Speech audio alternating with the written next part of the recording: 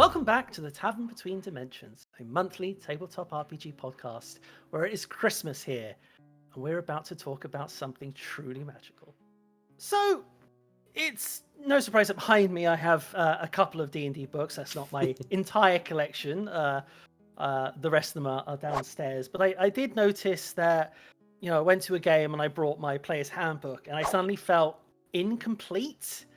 I was trying to play Ranger, and lo and behold, handbook Ranger. Yeah, it was not an enjoyable experience, and I realized that I left my Tasha's Cauldron and everything at home, and it got me thinking: has D&D kind of become pay to win? Like, 100%. 100%. I need. You can't play a Ranger without Tasha's. Disagree. There is this very pervasive idea that D&D is play to win. Microtransactions, loot boxes. Like the new stuff, it seems like every time a new book comes out. So like we had it with like Xanathars and Tashas and Van Victons and whatever. And there's always a few nuggets. There's a few beauties within those books that make people gnash their teeth in rage on internet forums, right? Yeah. I would just say, like, Tashas and Xanathars are two that I cannot do without now. There's just things in them that just make the experience so much better, and it almost feels like they should have been there the whole time. But I won't begrudge Wizards of the Coast from trying to make more money, but at the same time, it's they've become so integral that, again, playing any character who wants to play a Ranger, it's like, well, here's the main rule book, here's the addition to the rule book you need. Even playing other classes, there were so many things that Tasha's added that just gave everything a little oomph.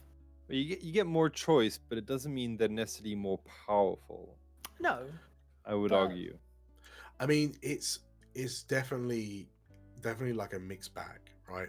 Like if we so Xanathars felt kind of egregious for this, like it felt quite big on this, but there are some subclasses in that book that are kind of eye-wateringly good, such as the Forge Domain Cleric. Oh yes, you just make stuff. Whatever. It's like having a 3D printer with you. So. But at the same time, like there are also a couple of clangers in there, such as the the Arcane Archer Fighter. Yeah. So it's a bit of give or take. Like Anton, so you don't feel that there's like a rules creep?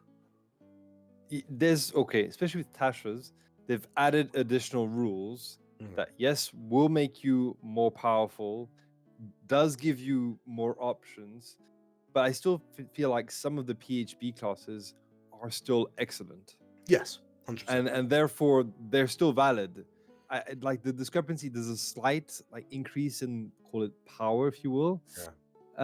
But you can still use the original, the OG classes, and you'll be perfectly fine. You'll be well served. Yeah. The exception being maybe Ranger, which we know was just traditionally, I mean, Ranger didn't get rules creep. It just got rules catch up. But there's you just get additional features, which I think is nice. It's a weird one, isn't it? Because when I think of rules creep, and I don't know if anything behind me kind of gives this away, but I have been a customer of like companies such as Games Workshop, and let's not beat around the bush here. This is they're a multi-billion company that sell novelty products that have rules. Yeah, like if we're talking about Warhammer or whatnot, and it would seem, I'm not going to say whether I agree with it or not, but it would seem that a lot of the discourse around the most recent edition of Warhammer 40,000, 9th edition, is that every time a new book comes out, it is eye-wateringly good. There's the assumption that is to shift product. Everyone will want to buy the new stuff because it is so much better than the old stuff. And, that's what I think of when I think of rules creep. I mean, sure. But is that the case with D&D 5e? I don't think so. Well, this is it. This is it. Like, they could release some really, really amazing stuff in, like, the new Dragonlance books that I think are now just come out. Yeah. If I don't want to play in Dragonlance, if I don't want to play in Kryn, do I care? Like, would it matter how good or bad the stuff in that book is? No. Like, sure, Hasbro, Wizards, want to shift product, but I don't feel like it's as prevalent as some people might say it is. If anything, like, we've mentioned Tasha's and Xanathars, but if you look on places like RPG Bot, which do pretty comprehensive like reviews and ratings of the various bits and bobs, I'd put my neck out and say that I think a lot more of the new classes get rated lower than some of the original classes. So like the lore college bard is just an A grade. It's an S tier bard, right? But isn't you it look just? Right? Like, and because it does everything you want a bard to do. I suppose you could also say College of Valor is a really good bard class. Yeah.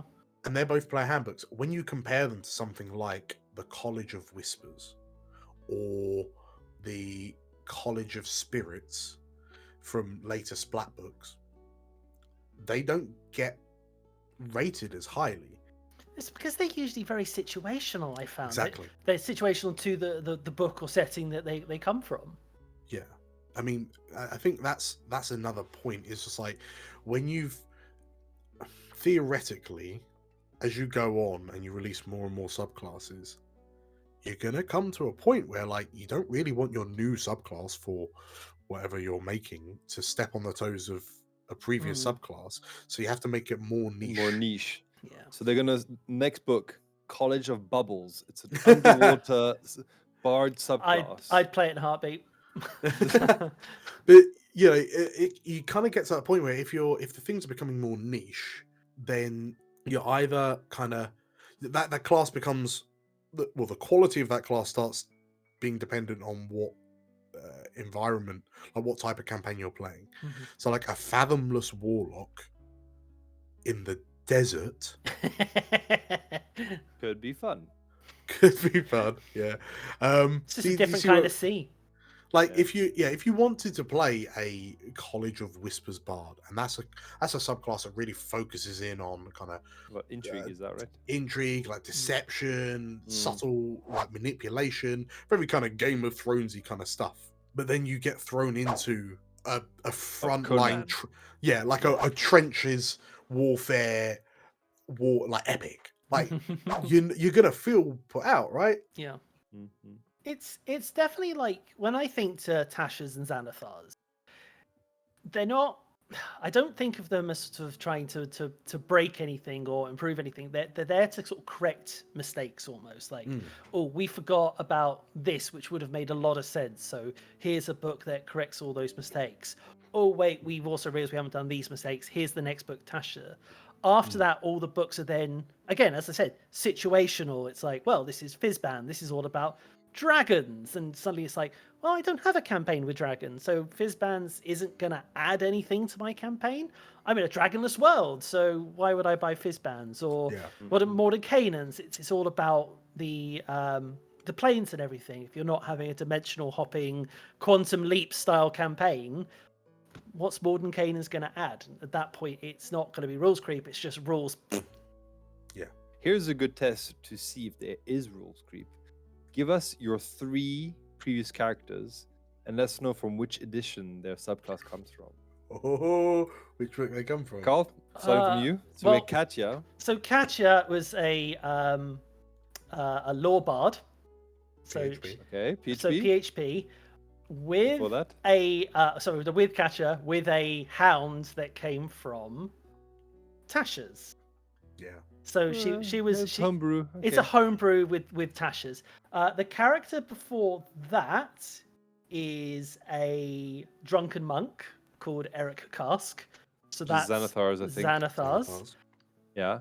And the character before that was John, who came up in a BYOB, who is a samurai, which was also partially homebrewed.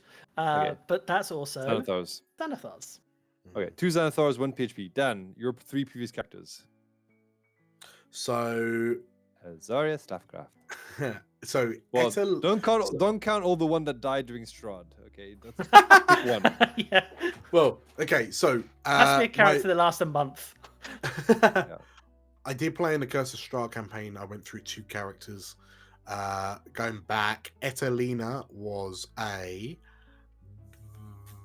Valabard. Okay. She was a Valabard, but PHP. interestingly, it was a real toss-up between Valor and Swords from Xanathar's. They're the same. They're the same. Because it was a rules interaction in the end Yep. that made me go to Valor. Okay. So before that, it was a Oath of the Crown's Paladin. Is Okay. that Skag? That is Saul Coast Adventurers Guide. Yeah. It is Skag. Which is very interesting because that's one of the worst books. Which none of us Yeah. have mentioned yet. But I think it was republished in Xanathar's. Maybe. Possibly. Okay. Next. And then before that, it was a mix of Swashbuckler Rogue and Blade Singer Wizard. Both but- Xanathar's. Well, no, because the Blade Singer was from Skag. I played that before. Republished in. reprinted. Okay. Yeah. Okay. Because they republished and tweaked it. That's right. But I suppose for me, it was very much a case of all of those subclasses were very thematically chosen. Like the Yep. Bard. The Bard was designed to emulate the Dancer from Final Fantasy. Vassell was a literal purple dragon knight from Cormier. And Azorius was supposed to be an arcane swashbuckler. So So that was what mixed. it goes to show that Xanathar's and Tasha's, again, like most of our characters have dipped into those 2 additional books. The, PHP expanded almost. So, while it may be sort of rules creep, it's almost they've become rules needed. Yeah, but I suppose you were right. But we'll still fall back on life clerics and law bards and battle master fighters and moon druids. I think Some classes were solid. just very well made in the PHP, and Yeah. they come to almost define the class. Take the campaign I ran that Elle came from before she joined Explorers of Elsewhere. One of the players was a moon druid, one of the players was a life cleric, and she was a law bard. So all of it was PHP. And while I had Xanathar's at that point, because Tasha's wasn't out yet, I had Xanathar's and PHP. Everything they chose was PHP based because those 3 subclasses were the pillars of those 3 classes. Yeah, I mean, I don't think I'm going to look at the splat books and poo-poo them for introducing what they introduce. I think if, as players, you're choosing things thematically because you've got a character concept and you find something that fits that narrative, then the chances are you're not gonna if you wanted to play a peace cleric because that's actually what you were trying to create as a character, then I kind of don't think you're going to be the kind of player who chooses peace cleric because of the heinous rules as written abuse that class gives you. Utterly heinous. Whereas so I think the idea of rules creep probably comes from the fact that where wizards are having to create more kind of nuanced classes that do certain things in a very particular way better, they're just kind of where they have to word things specifically, it just opens it up to more exploitation. I think, we sort of define that in between the books, there's not necessarily an increase in power. Yeah. But the simple fact that you have more options actually increases the player's power. Yeah. Because you have more spells, so you're like, oh, undead, radiant damage. I can take this spell which does radiant. Or I can now do this thing, or can I have this subclass which is tailored towards this type of scenario. So by having more options, you actually end up with characters which are probably more powerful in the aggregate than if you were just had PHP rules. Well, using Katra as an example, if it hadn't been for Tasha's, her concept wouldn't work because a lot of psychic-based spells came in Tasha's, and if that book hadn't come out, my concept of Katra was just gonna crumble, or I'd have had to have picked other spells. So without Tasha's, that my customization options would have dramatically decreased. Yeah, but it didn't necessarily increase the power. Whereas Not I always. would say like certain features like Rogue have aim as a bonus action. And so in certain cases, that will increase your damage output. And Clerics have another spell or different spells, and that will increase their damage output because they have the right tool for the job. Yeah. And certain classes are the right tool for the job as well. So, what do we think, gentlemen? Is D&D pay to win? Anton, No. Carl. No. Dan. I want to be devil's advocate and say yes, and then come up with some convoluted reason. No, it's not, is it? It's. I think, Anton, you just hit the nail on the head. Like, things can feel more powerful because we have a wider breadth of choice, which means that if you're playing like an undead campaign, you can now build a character that deals with undead significantly better than once upon a time. But if your DM pulls a fast one and swaps out all the undead for devils. Yeah, I think if I had the PHB to choose my character from, and you had Tasha's, like I'm not gonna feel at a disadvantage. Yeah. Also, just as a PSA for any aspiring DMs or GMs, you can say no. Yeah. You can say no to these splat books. Like when you go through Tasha's, like Anton, you brought up aim for rogues. That's literally got the word optional rule aim. Yeah. So again, talk to people, talk to your players, talk to your TMs or GMs, and then everyone can be happy, and everyone can play then break the system, and then break it all. Yeah. Burn it to the ground. Thank you very much for watching. If you like, hate, or dislike what we're doing, make sure to like, comment, and subscribe. And check out our other videos on the Explorers of Elsewhere YouTube channel.